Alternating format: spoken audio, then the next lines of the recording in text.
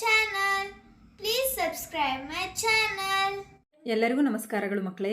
ಈ ವಿಡಿಯೋದಲ್ಲಿ ನಾವು 10ನೇ ತರಗತಿಯ ವಿಜ್ಞಾನ ವಿಷಯದ ಭಾಗ 1ರಲ್ಲಿನ 2ನೇ ಅಧ್ಯಾಯವಾದ ಆಮ್ಲಗಳು, ಪ್ರತ್ಯಾಮ್ಲಗಳು ಮತ್ತು ಲವಣಗಳು ಎಂಬ ಅಧ್ಯಾಯದ ಪ್ರಶ್ನೋತ್ತರಗಳನ್ನು ತಿಳಿಯೋಣ. ಅಭ್ಯಾಸದ ಪ್ರಶ್ನೆಗಳನ್ನು ನೋಡೋಣ ಮಕ್ಕಳೇ. ಮೊದಲ ಪ್ರಶ್ನೆ, ಒಂದು ದ್ರಾವಣ ಕೆಂಪು ಲಿಟ್ಮಸ್ ಅನ್ನು ನೀಲಿ ಬಣ್ಣಕ್ಕೆ ಬದಲಾಯಿಸಿದರೆ ಅದರ pH ಮೌಲ್ಯ. Option A 1, option B 4, option C 5, option D 10. ಇದಕ್ಕೆ ಸರಿಯಾದ ಉತ್ತರ ಆಪ್ಷನ್ ಡಿ 10.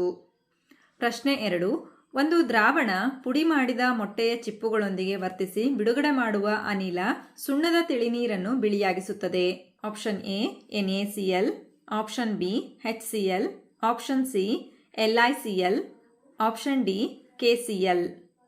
ಇದಕ್ಕೆ ಸರಿಯಾದ ಉತ್ತರ ಆಪ್ಷನ್ ಬಿ HCl. ಪ್ರಶ್ನೆ 3, 10 ml NaOH ದ್ರಾವಣವು 8 ml HCl ದ್ರಾವಣದಿಂದ ಸಂಪೂರ್ಣವಾಗಿ ತಟಸ್ಥೀಕರಣಗೊಳಿಸಲ್ಪಡುತ್ತದೆ. ನಾವು ಇದೇ NaOH ದ್ರಾವಣವನ್ನು 20 ml ನಷ್ಟು ತೆಗೆದುಕೊಂಡರೆ ಇದನ್ನು ತಟಸ್ಥಗೊಳಿಸಲು ಬೇಕಾದ HCl ದ್ರಾವಣದ ಪ್ರಮಾಣ. Option A 4 ml, option B 8 ml, option C 12 ml, option D 16 ml. ಉತ್ತರ ಆಪ್ಷನ್ ಡಿ 16 ml. ಪ್ರಶ್ನೆ 4, ಈ ಕೆಳಗಿನವುಗಳಲ್ಲಿ ಯಾವ ಪ್ರಕಾರದ ಔಷಧಗಳನ್ನು ಅಜೀರ್ಣದ ಚಿಕಿತ್ಸೆಗೆ ಬಳಸಲಾಗುತ್ತದೆ? ಆಪ್ಷನ್ ಎ ಜೀವ ನಿರೋಧಕ, ಆಪ್ಷನ್ ಬಿ ನೋವು ನಿವಾರಕ, ಆಪ್ಷನ್ ಸಿ ಆಮ್ಲಶಾಮಕ, ಆಪ್ಷನ್ ಡಿ ನಂಜು ನಿವಾರಕ. ಇದಕ್ಕೆ ಸರಿಯಾದ ಉತ್ತರ ಆಪ್ಷನ್ ಸಿ ಆಮ್ಲಶಾಮಕ. ಪ್ರಶ್ನೆ 5, ಈ ಕೆಳಗಿನ ಸಂದರ್ಭಗಳಲ್ಲಿ ಉಂಟಾಗುವ ರಾಸಾಯನಿಕ ಕ್ರಿಯೆಗಳ ಪದ ಸಮೀಕರಣ ಮತ್ತು ನಂತರ ಸರಿದೂಗಿಸಿದ ಸಮೀಕರಣ ಬರೆಯಿರಿ. ಎ ಸಾರರಿಕ್ತ ಸಲ್ಫ್ಯೂರಿಕ್ ಆಮ್ಲ ಸತುವಿನ ಚೂರುಗಳೊಂದಿಗೆ ವರ್ತಿಸಿದಾಗ H2SO4 plus Zn gives rise to ZnSO4 plus H2 ಆಗುತ್ತೆ. ನಂತರ ಬಿ ಸಾರರಿಕ್ತ ಹೈಡ್ರೋಕ್ಲೋರಿಕ್ ಆಮ್ಲ ಮೆಗ್ನೀಷಿಯಂ ಪಟ್ಟಿಯೊಂದಿಗೆ ವರ್ತಿಸಿದಾಗ 2HCl plus Mg gives rise to MgCl2 plus H2.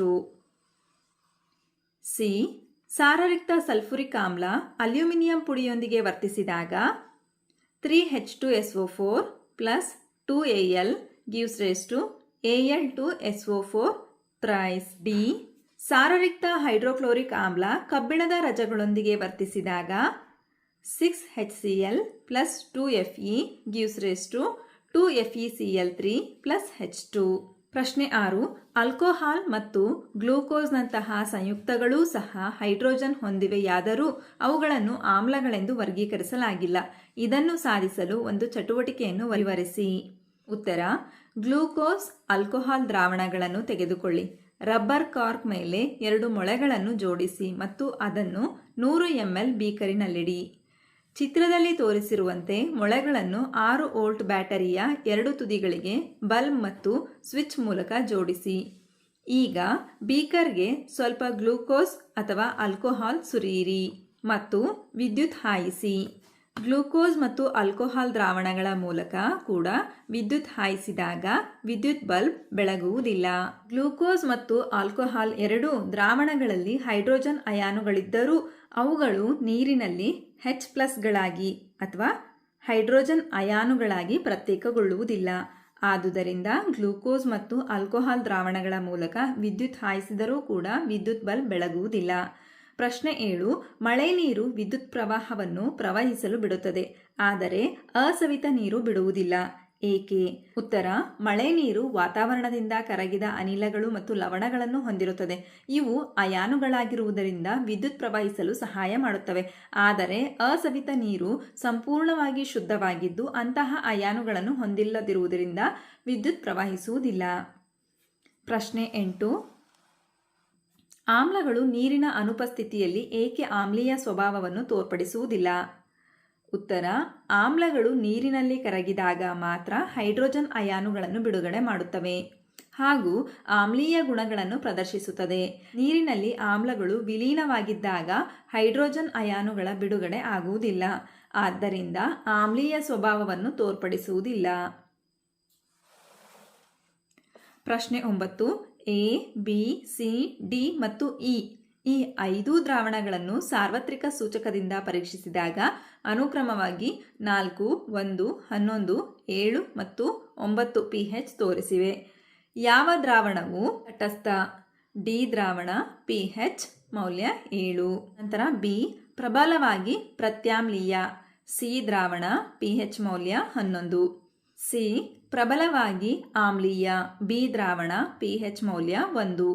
ನಂತರ ಡಿ ದುರ್ಬಲವಾಗಿ ಆಮ್ಲೀಯ, ಎ ದ್ರಾವಣ, pH ಮೌಲ್ಯ 4. ನಂತರ ಇ ದುರ್ಬಲವಾಗಿ ಪ್ರತ್ಯಾಮ್ಲೀಯ, ಇ ದ್ರಾವಣ, pH ಮೌಲ್ಯ 9. ಪ್ರಶ್ನೆ 10.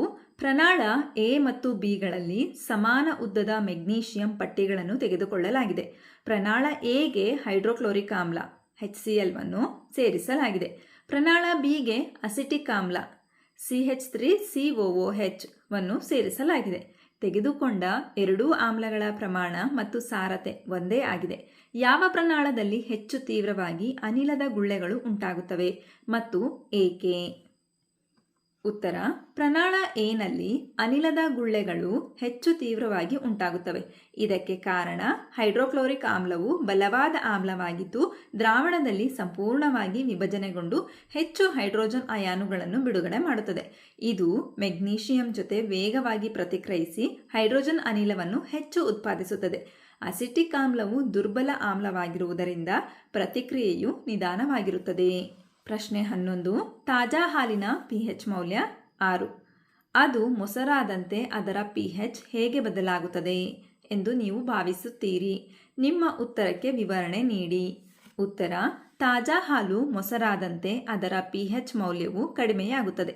ಹಾಲು ಮೊಸರಾಗಿ ಪರಿವರ್ತನೆಯಾಗುವಾಗ ಅದರಲ್ಲಿರುವ ಬ್ಯಾಕ್ಟೀರಿಯಾಗಳು ಹಾಲಿನ ಸಕ್ಕರೆಯನ್ನು ಲ್ಯಾಕ್ಟಿಕ್ ಆಮ್ಲವಾಗಿ ಪರಿವರ್ತಿಸುತ್ತವೆ. ಈ ಆಮ್ಲದ ಹೆಚ್ಚಳವೇ pH ಮೌಲ್ಯವನ್ನು 6ಕ್ಕಿಂತ ಕಡಿಮೆ ಮಾಡಲು ಕಾರಣವಾಗುತ್ತದೆ. ಪ್ರಶ್ನೆ 12. ಒಬ್ಬ ಹಾಲು ಮಾರುವವನು ತಾಜಾ ಹಾಲಿಗೆ ಅತ್ಯಲ್ಪ ಪ್ರಮಾಣದ ಅಡುಗೆ ಸೋಡಾ ಸೇರಿಸುತ್ತಾನೆ. ಪ್ರಶ್ನೆ ಎ. ಅವನು ತಾಜಾ ಹಾಲಿನ pH ಅನ್ನು 6ರಿಂದ ಸ್ವಲ್ಪ ಕ್ಷಾರೀಯತೆಯ ಕಡೆಗೆ ಏಕೆ ಬದಲಾಯಿಸುತ್ತಾನೆ? ಉತ್ತರ: ಅಡುಗೆ ಸೋಡಾವು ತಾಜಾ ಹಾಲಿನಲ್ಲಿರುವ ಬ್ಯಾಕ್ಟೀರಿಯಾಗಳಿಂದ ಉತ್ಪತ್ತಿಯಾಗುವ ಆಮ್ಲವನ್ನು ತಟಸ್ಥೀಕರಿಸಿ ಹಾಲು ಹೆಚ್ಚು ಸಮಯದವರೆಗೆ ಹಾಳಾಗದಂತೆ ನೋಡಿಕೊಳ್ಳುತ್ತದೆ. ನಂತರ ಬಿ ಪ್ರಶ್ನೆ. ಈ ಹಾಲು ಮೊಸರಾಗಲು ಹೆಚ್ಚು ಸಮಯವನ್ನು ತೆಗೆದುಕೊಳ್ಳುವುದೇಕೆ? ಹಾಲು ಮಾರುವವನು ಹಾಲಿಗೆ ಅಡುಗೆ ಸೋಡಾವನ್ನು ಸೇರಿಸಿರುವುದರಿಂದ ಅದರ pH ಕ್ಷಾರೀಯತೆಗೆ ಬದಲಾಗುತ್ತದೆ. ಮೊಸರಾಗಲು ಆಮ್ಲೀಯ ವಾತಾವರಣ ಬೇಕು. ಅಡುಗೆ ಸೋಡಾ ಆ ಆಮ್ಲೀಯತೆಯನ್ನು ತಕ್ಷಣಕ್ಕೆ ಹೋಗಲಾಡಿಸಿ ಬ್ಯಾಕ್ಟೀರಿಯಾದ ಬೆಳವಣಿಗೆಯನ್ನು ನಿಧಾನಗೊಳಿಸುವುದರಿಂದ ಹಾಲು ಮೊಸರಾಗಲು ಹೆಚ್ಚು ಸಮಯ ತೆಗೆದುಕೊಳ್ಳುತ್ತದೆ. ಪ್ರಶ್ನೆ 13. ಪ್ಲಾಸ್ಟರ್ ಆಫ್ ಪ್ಯಾರಿಸ್ ಅನ್ನು ತೇವಾಂಶ ನಿರೋಧಕ ಸಂಗ್ರಾಹಕದಲ್ಲಿ ಸಂಗ್ರಹಿಸಿ ಇಡಬೇಕು. ಏಕೆ? ವಿವರಿಸಿ. ಉತ್ತರ: ಪ್ಲಾಸ್ಟರ್ ಆಫ್ ಪ್ಯಾರಿಸ್ ಅನ್ನು ತೇವಾಂಶ ನಿರೋಧಕ ಪಾತ್ರೆಯಲ್ಲಿ ಸಂಗ್ರಹಿಸಿಡಬೇಕು. ಏಕೆಂದರೆ ಅದು ತೇವಾಂಶದೊಂದಿಗೆ ಪ್ರತಿಕ್ರಿಯಿಸಿ ಗಟ್ಟಿಯಾದ ಜಿಪ್ಸಮ್ ಆಗಿ ಬದಲಾಗುತ್ತದೆ. ಹೀಗೆ ಆದರೆ ಅದು ತನ್ನ ಗುಣವನ್ನು ಕಳೆದುಕೊಂಡು ನಿರುಪಯುಕ್ತವಾಗುತ್ತದೆ. ಪ್ರಶ್ನೆ 14. ತಟಸ್ಥೀಕರಣ ಕ್ರಿಯೆ ಎಂದರೇನು? 2 ಉದಾಹರಣೆಗಳನ್ನು ಕೊಡಿ. ಉತ್ತರ: ಆಮ್ಲ ಮತ್ತು ಪ್ರತ್ಯಾಮ್ಲಗಳು ಪರಸ್ಪರ ಪ್ರತಿಕ್ರಿಯಿಸಿ ಲವಣ ಮತ್ತು ನೀರನ್ನು ಉತ್ಪಾದಿಸುವ ಕ್ರಿಯೆಯನ್ನು ತಟಸ್ಥೀಕರಣ ಕ್ರಿಯೆ ಎನ್ನುವರು. ಉದಾಹರಣೆ: ಹೈಡ್ರೋಕ್ಲೋರಿಕ್ ಆಮ್ಲವು ಸೋಡಿಯಂ ಹೈಡ್ರಾಕ್ಸೈಡ್ನೊಂದಿಗೆ ಪ್ರತಿಕ್ರಿಯಿಸಿ ಸೋಡಿಯಂ ಕ್ಲೋರೈಡ್ ಮತ್ತು ನೀರನ್ನು ಕೊಡುತ್ತದೆ. ಸಲ್ಫ್ಯೂರಿಕ್ ಆಮ್ಲವು ಪೊಟ್ಯಾಷಿಯಂ ಹೈಡ್ರಾಕ್ಸೈಡ್ನೊಂದಿಗೆ ಪ್ರತಿಕ್ರಿಯಿಸಿ ಪೊಟ್ಯಾಷಿಯಂ ಸಲ್ಫೇಟ್ ಮತ್ತು ನೀರನ್ನು ನೀಡುತ್ತದೆ. ಪ್ರಶ್ನೆ 15. ವಾಷಿಂಗ್ ಸೋಡಾ ಮತ್ತು ಅಡುಗೆ ಸೋಡಾಗಳ 2 ಪ್ರಮುಖ ಉಪಯೋಗಗಳನ್ನು ಬರೆಯಿರಿ. ಉತ್ತರ: ವಾಷಿಂಗ್ ಸೋಡಾವನ್ನು ಬಟ್ಟೆ ತೊಳೆಯಲು ಮತ್ತು ಗಾಜು, ಸಾಬೂನು, ಕಾಗದದ ಕೈಗಾರಿಕೆಗಳಲ್ಲಿ ಬಳಸಲಾಗುತ್ತದೆ. ಅಡುಗೆ ಸೋಡಾವನ್ನು ಮುಖ್ಯವಾಗಿ ಕೇಕ್ ಮತ್ತು ಇಡ್ಲಿಗಳಂತಹ ಆಹಾರ ಪದಾರ್ಥಗಳನ್ನು ಉಬ್ಬಿಸಲು ಮತ್ತು ಆಂಟಾಸಿಡ್ ಆಗಿ ಬಳಸಲಾಗುತ್ತದೆ. ಹಾಗಾದರೆ ಮಕ್ಕಳೇ, ಈ ಪಾಠದಲ್ಲಿ ಬಂದಿರತಕ್ಕಂತಹ ಎಲ್ಲ ಪ್ರಶ್ನೆಗಳಿಗೆ ನಿಮಗೆ ಉತ್ತರ ಲಭಿಸಿದೆ ಅಂತ ನಾನು ಭಾವಿಸ್ತಾ ಇದ್ದೀನಿ. ಧನ್ಯವಾದಗಳು. ನಮ್ಮ ವಿಡಿಯೋ ಇಷ್ಟವಾದಲ್ಲಿ ಪ್ಲೀಸ್ ಸಬ್ಸ್ಕ್ರೈಬ್ ಮಾಡಿ, ಲೈಕ್ ಮಾಡಿ, ಶೇರ್ ಮಾಡಿ, ಪ್ರೋತ್ಸಾಹಿಸಿ.